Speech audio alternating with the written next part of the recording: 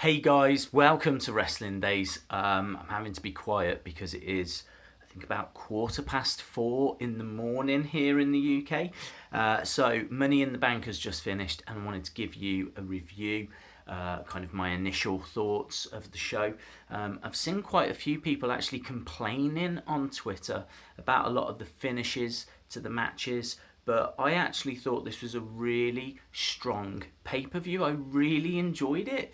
Let's break it down. I mean, first of all, even the pre-show, the Hype Bros against the Colognes, it was a far more enjoyable match than what I was expecting. My expectations, and I suppose with a lot of those non-Money in the Bank matches, my expectations were quite low.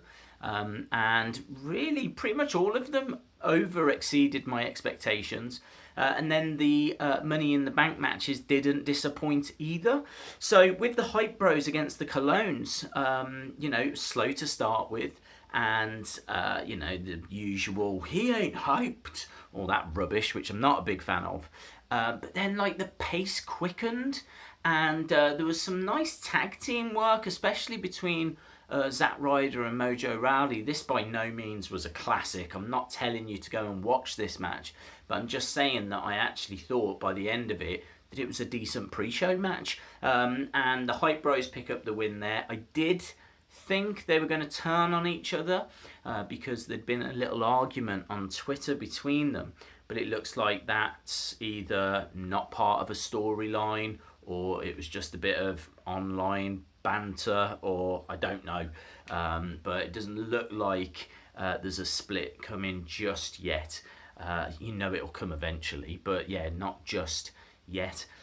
So after that, we then went straight into the pay-per-view. We went straight into the first ever historic female Money in the Bank match, and again, I was expecting a sixth person. We didn't get that sixth person, which I think is a real shame, and in fact a missed opportunity, because obviously we see Maria later in the night and there would have been nothing to have stopped Maria being in this match. I mean, obviously I don't know if she's cleared to compete, insured, all that kind of stuff. Those are just details. I'm sure we could have just chucked her in somehow. But yeah, so we ended up with the 5, and it was a great match. Again, it was a great match. I think the only criticism that people really have of this is the finish. But I can't criticise it because I wanted Carmella to win. And I kind of knew that James Ellsworth would be involved somehow. I didn't think he would actually climb the ladder and get the briefcase for her. I thought he would grab the leg of Charlotte and then that would just give Carmella enough time.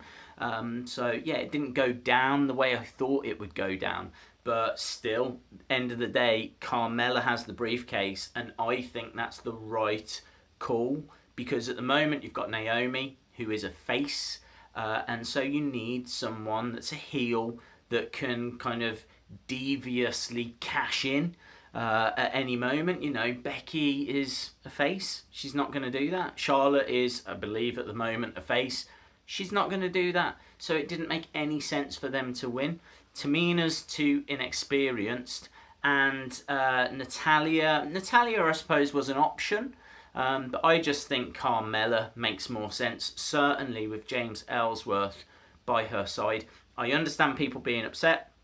I understand the fact it was historic. It was the first one, and a man got the Money in the Bank. But, I think, looking back, I'm not sure people are going to remember this match. I don't think it is historic. I don't think that it is the big deal that WWE want you to think that it is. So, yeah, look, it's happened. It's happened. I'm fine with it because I wanted Carmella to win. Next, we had the New Day against the Usos, and again, my expectations weren't that high. This match at times was brilliant. Really, really good. Really entertaining. Certainly towards the end, I was getting flashbacks of American Alpha against the Revival. It was loads of false finishes, kind of people coming in from nowhere, trying to break up the 3 counts, and there was action inside the ring, outside the ring, some nice spots as well, some nice moments in this match. far exceeded what I was expecting. Again, I understand the finish was a little bit cheap. You know, basically the Usos are getting beaten up. They just grab their belts and they walk away. But this is a feud that's going to keep going. And it wouldn't have been right for the New Day to get the belts this early. I said it in my preview video, you know, they've got to overcome some obstacles. And also, you can't have really the Usos get a clean victory. So they either were going to have to do this, or the Usos were going to get a cheap roll-up win. Either of those people would have been upset with. So what could they do? I'm totally on board with seeing another New Day versus the Usos match, because this one was really good. I really enjoyed it.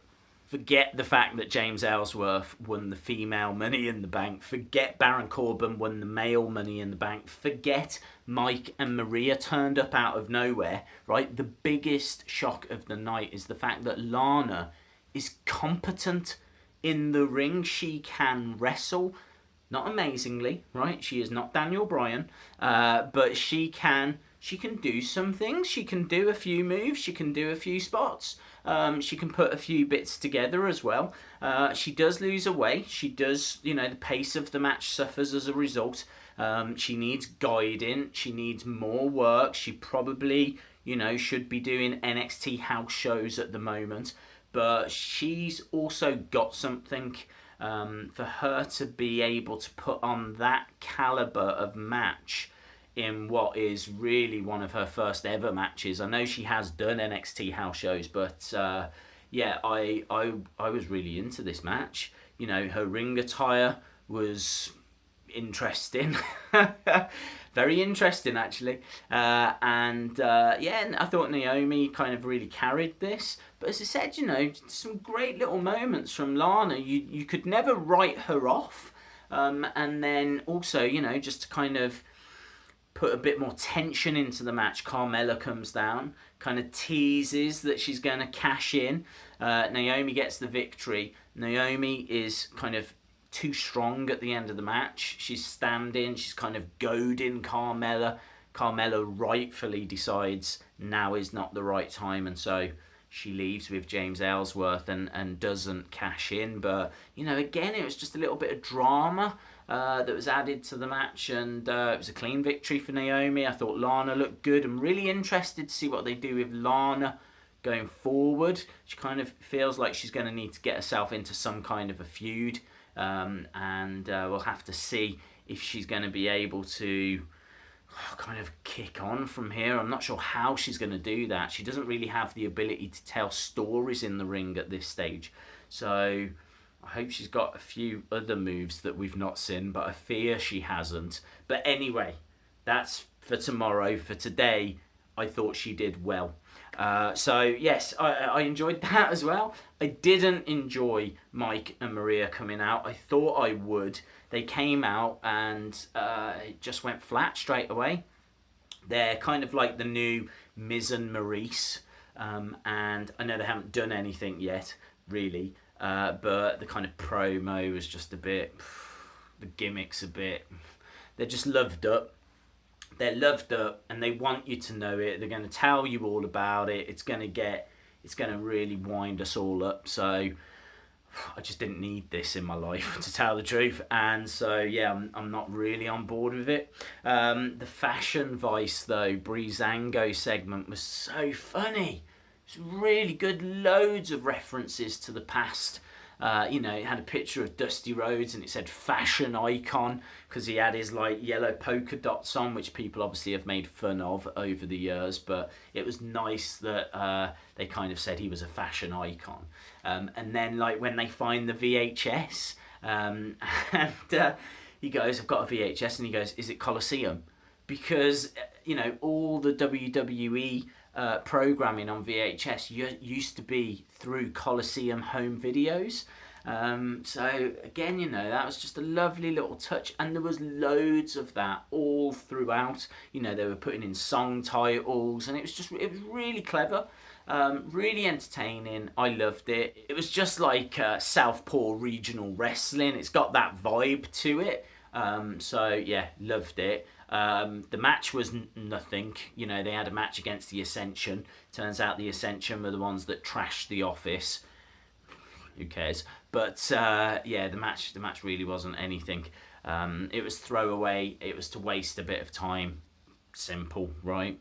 Then we got Jinder against Randy. Again, my expectations were down here. It was actually a much better match. This could be the best Randy Orton match I've seen for a long time. Maybe even this year.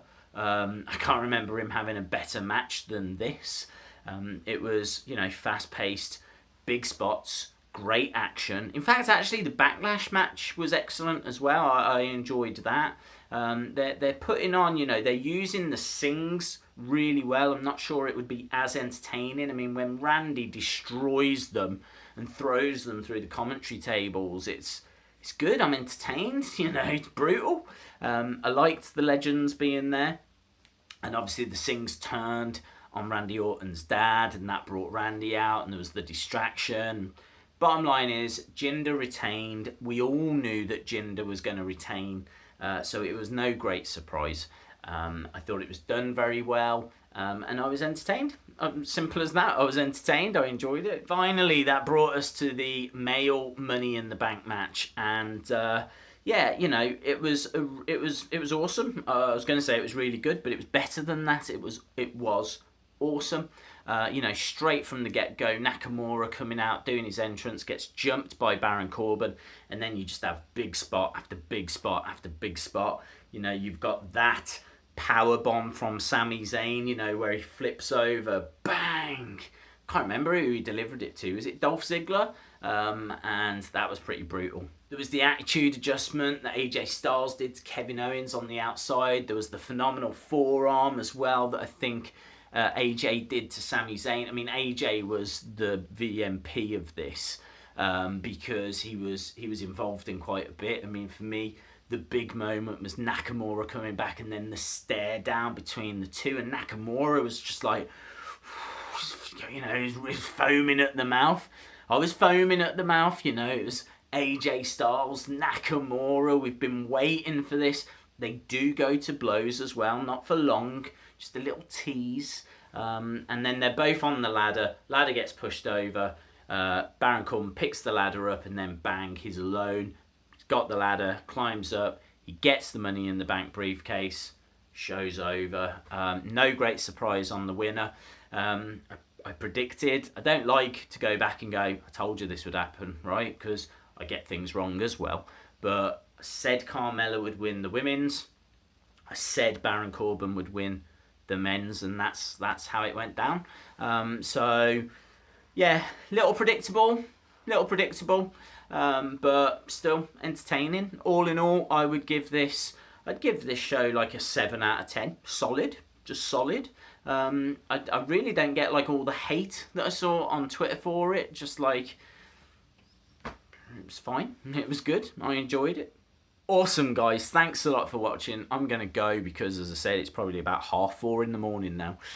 So if you like the video, give it a like. Leave your comments below. I'd love to know what you thought of the show. And hopefully I'll see you again next time. Bye for now.